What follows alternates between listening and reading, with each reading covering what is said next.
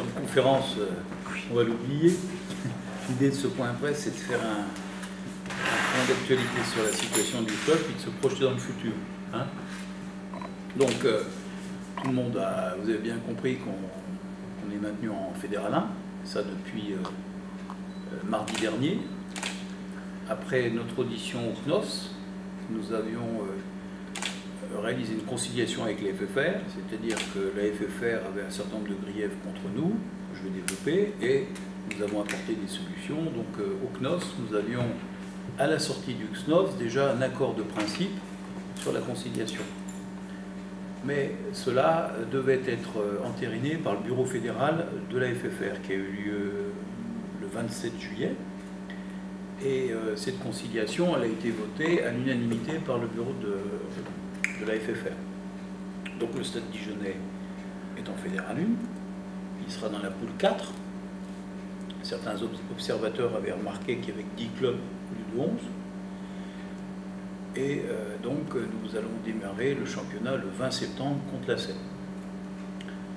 Néanmoins, cette conciliation, elle a été aussi frappée d'un retrait de points de 8 points. C'est-à-dire qu'on va démarrer la saison avec moins 8 points, tout simplement parce qu'il y avait des cas de jurisprudence, notamment le cas de Montluçon et de Rodez dans le passé. C'est-à-dire que lorsqu'il y a un défaut de présentation administratif, etc., le barème, c'est 10 points. Bon, la FFR nous a appliqué 8 points, c'est-à-dire 2 victoires. Pourquoi? Parce que nous n'avions pas provisionné ce redressement fiscal en son temps. C'était le principal reproche qu'on avait, puisque dans l'esprit de la FFR, le manque de provision, l'absence de provision induisait qu'on avait une perte extrêmement importante, bien que l'argent du fisc ne nous avait pas été demandé, hein, pour qu'on soit bien précis sur le sujet. Donc, cette provision, ce redressement fiscal, pour pouvoir renverser la situation à notre compte vis-à-vis de la FFR, parce que si nous n'avions pas réussi, bah, là on serait en fédéral 3, mais je ne sais pas si le club aurait survécu à ce choc. Nous avons fait une augmentation de capital avec nos actionnaires, et cette augmentation de capital a permis de compenser la provision au redressement fiscal. C'est à partir de ce moment-là qu'on a pu obtenir, qu'on a eu cette augmentation de capital, qu'on a su qu'on allait pouvoir se sauver. Et ça, si vous vous souvenez, les articles qui avaient paru au mois d'avril, notamment dans le bien public, nous étions confiants parce que nous savions que la stratégie financière et notre capacité de lever des fonds étaient là.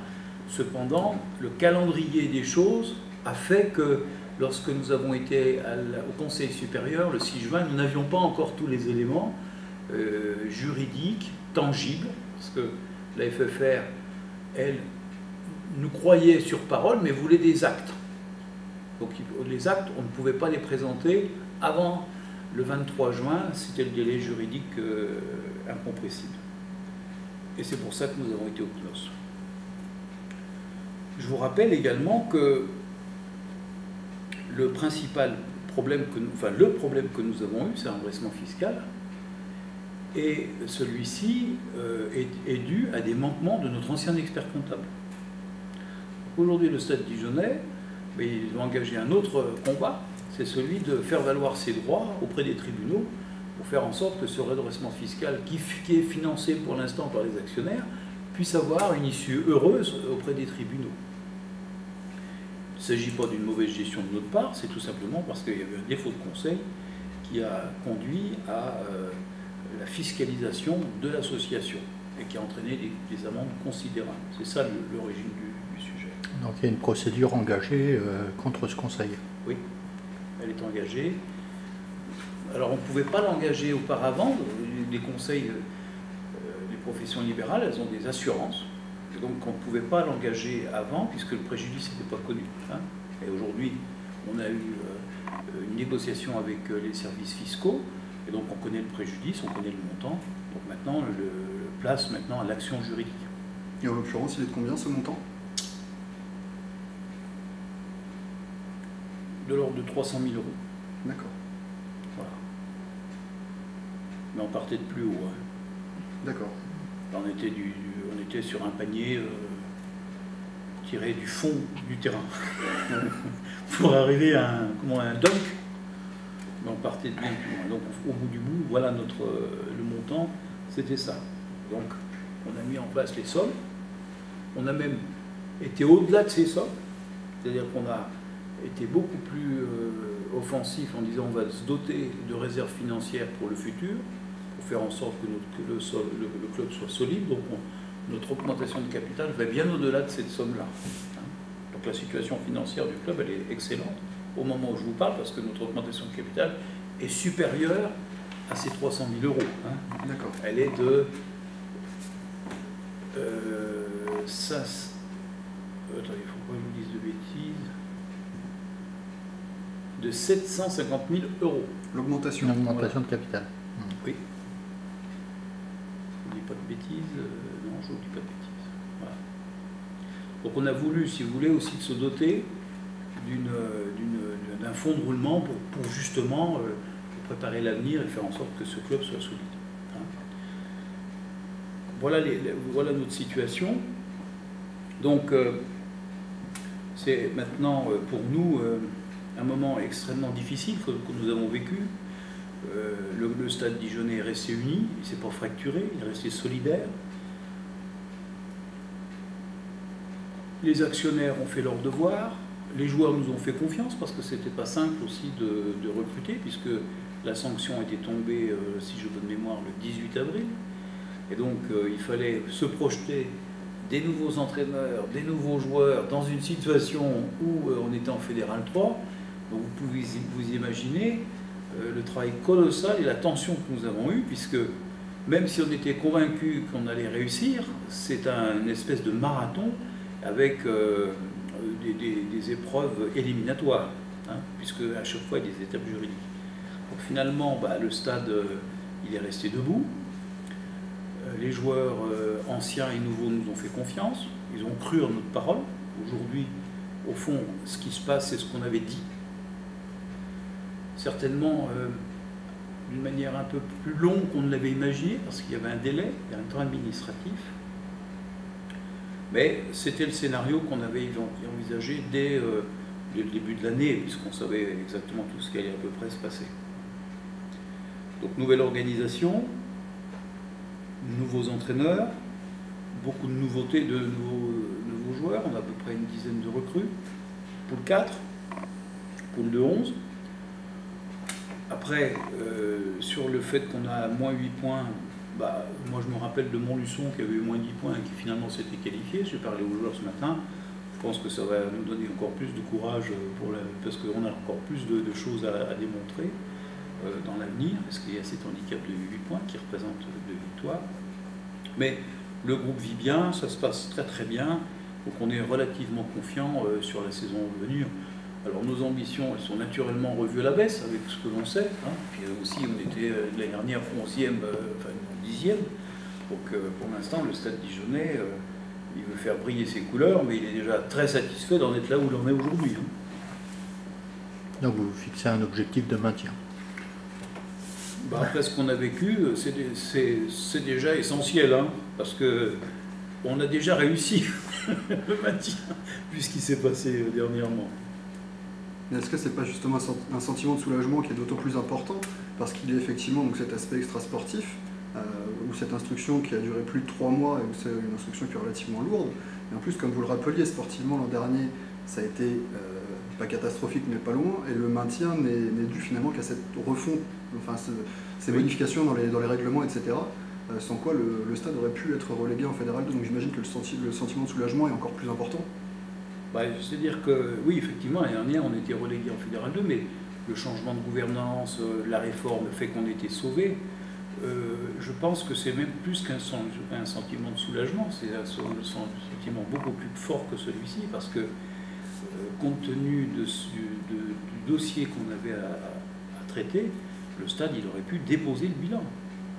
Je veux dire que si les actionnaires, ou les principaux actionnaires, dont je fais partie, et M. Vernet, si on n'avait pas été responsable, il n'y aurait pas de Stade Dijonnais au moment où je vous parle. Tant la vague était élevée. Donc c'est plus que du soulagement, c'est une espèce de libération, parce que c'était une épreuve pour nous. Parce que ces dossiers-là, il faut qu'ils soient traités dans la confidentialité, dans le calme, dans la conviction, dans la persuasion, dans aussi convaincre aussi les banquiers, etc. C'est un travail extraordinaire qui a été fait. D'ailleurs, il y a très peu de conciliations qui arrivent au CNOS. En général, le CNOS, c'est la dernière limite. Mais le CNOS, c'est très très rare que les fédérations et les clubs arrivent à concilier. Donc là, on a fait un travail extraordinaire. Enfin, on se jette des fleurs, mais extraordinaire, parce qu'on partait de très très très très loin, dans un contexte difficile aussi, hein, économique, etc. Donc c'est plus que du soulagement, c'est une forme de délivrance, parce que au fond, ce dossier, il trouve son origine depuis 2 ans. Ça fait plus de 2 ans qu'on a cette épée de Damoclès sur la tête, qui ne se voit pas d'ailleurs au moment où je parle. Mais pendant 2 ans, on l'avait au-dessus de la tête. Donc c'est plus que de soulagement, là, c'est de la délivrance. Et aussi une certaine fierté que finalement, tout ça se joue à la confiance. Parce que quand vous dites à un club qui est quand même un paquebot, hein, vous avez 550 licenciés ici, qui est dans une situation extrêmement complexe, bah, au fond, à part 2-3 articles, Benjamin, de la presse écrite, dont j'aurais aimé qu'elle soit d'une plume un peu plus suave, bah, au fond, ou plus dans le tempo par rapport aux événements, au fond, finalement, ce dossier-là, il n'a pas fait de bruit. Parce qu'on l'a mené en disant on va le réussir et on va être responsable. On n'a pas demandé d'aide aux uns aux autres, aux collectivités. On n'a rien demandé. On a fait le job. Le stade, c'est aussi une nouvelle organisation, puisqu'on va avoir donc cette poule de 11, qui au départ aurait dû être une poule de 12, mais la FFR, tant le niveau de fédéral 1, les exigences économiques, financières, etc., et le niveau, fait que la FFR n'a pas réussi à avoir ces poules de 12. Donc on sera dans la poule de 11, mais la réforme, c'est qu'on aura un championnat espoir régional avec 8 équipes, c'est-à-dire que la nationale B se transforme en espoir, c'est-à-dire on trouvera des joueurs de 23 ans, et on aura 7 joueurs supérieurs à l'âge de 23 ans. Et puis on a aussi maintenu l'équipe Bélasquin, c'est-à-dire les jeunes qui vont jusqu'à 21 ans. Donc en fait on reste dans notre logique de formation, c'est-à-dire que le Stade Dijonnais, il n'a pas pour ambition d'avoir un club composé uniquement de professionnels, mais de s'appuyer sur son centre d'entraînement, ses Bélasquin, ses espoirs, pour intégrer des jeunes dans le championnat. Hein, parce que bon nombre d'équipes, même en fédéral 1, se constituent autour d'un noyau de joueurs professionnels qui ne jouent pas. C'est d'ailleurs un élément du drame du rugby français, c'est que les jeunes ne jouent pas. Hein, et que nous, notre projet s'appuie sur le centre d'entraînement, mais aussi sur le fait de faire revenir des jeunes qui étaient partis sous d'autres couleurs. Je pense par exemple au jeune Nem, qui est parti à Castres, qui a été espoir pendant quelques années et qui revient ici, parce que ce monde du rugby, il y a très peu de clubs qui donnent la chance aux jeunes. Le Stade Dijonnais, lui, il s'appuie sur cette jeunesse. Alors c'est vrai que parfois c'est peut-être moins comment dire, moins brillant que certaines grosses écuries, mais nous ne cherchons pas à avoir un niveau à écraser tout le monde, nous cherchons à prendre du plaisir, à faire jouer les jeunes. C'est ça l'esprit du Stade Dijonnais. Et puis un jour, il y aura une génération spontanée qui fait que les choses voudront bien nous sourire.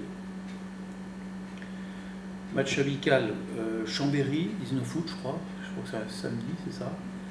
Ensuite, on jouera... À quel endroit? À Chambéry. Ensuite, on jouera contre nos amis de Mâcon, qui sont dans notre poule, à Mâcon. Et l'équipe partira en stage à Chambéry, de stage de cohésion, et fera le match de Chambéry, qui est dans la poule élite, dans la foulée. Voilà, messieurs, les dernières nouvelles du Stade Dijonnais. Juste une question, Pascal. Tu disais tout de suite que la poule allait être à 11, que c'est difficile pour les clubs d'intégrer la Fédérale 1, que le cahier des charges est vraiment important. On voit les difficultés qu'a eu le hockey dijonnais aussi. Est-ce à dire qu'aujourd'hui, pour être un club à haut niveau, les exigences sont de plus en plus importantes et que c'est de plus en plus compliqué d'exister? Tu as dit toi-même que vous aviez dû faire une augmentation de capital de 750 000 euros. Il faut aujourd'hui, pour un club évoluant en Fédéral 1, avoir des actionnaires costauds pour pouvoir exister. Oui, alors surtout quand on est au nord de la France, hein, parce que le nord de la France, il n'y a pas la même densité de joueurs de rugby qu'on a dans le sud-ouest. Donc plus on s'élève dans l'hexagone, plus l'intensité capitalistique est énorme. Par ailleurs, cette Fédéral 1, finalement, c'est pour une grande partie des clubs professionnels. Quand je dis clubs professionnels, c'est-à-dire avec des joueurs rémunérés. Qui dit joueur rémunéré dit budget. Qui dit budget dit recherche de sponsoring, recherche de subvention, dit aussi ce qu'on a oublié, ce qui a été aussi l'origine de nos problèmes, c'est qu'il y a la maîtrise économique, mais il y a la maîtrise de l'administratif.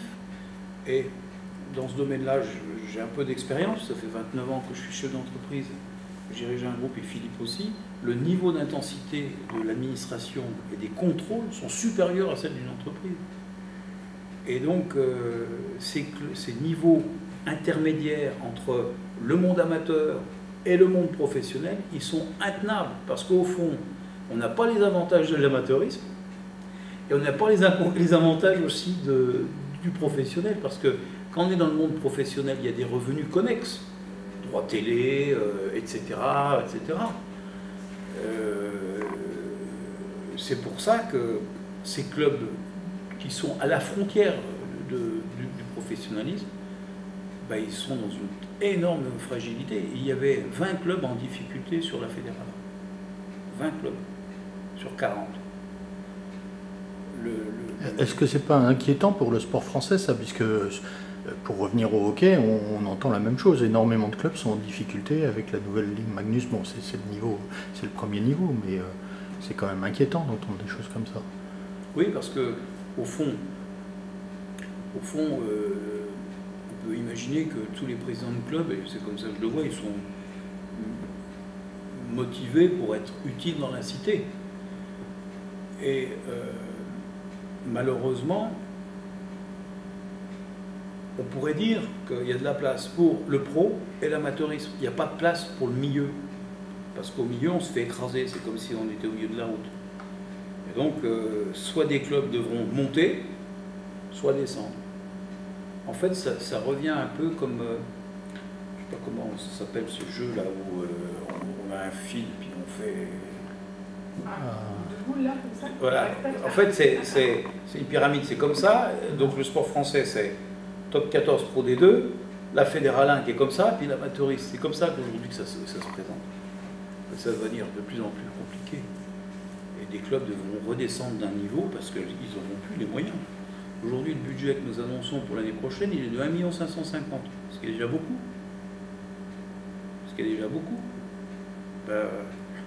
Il faut les sortir, hein.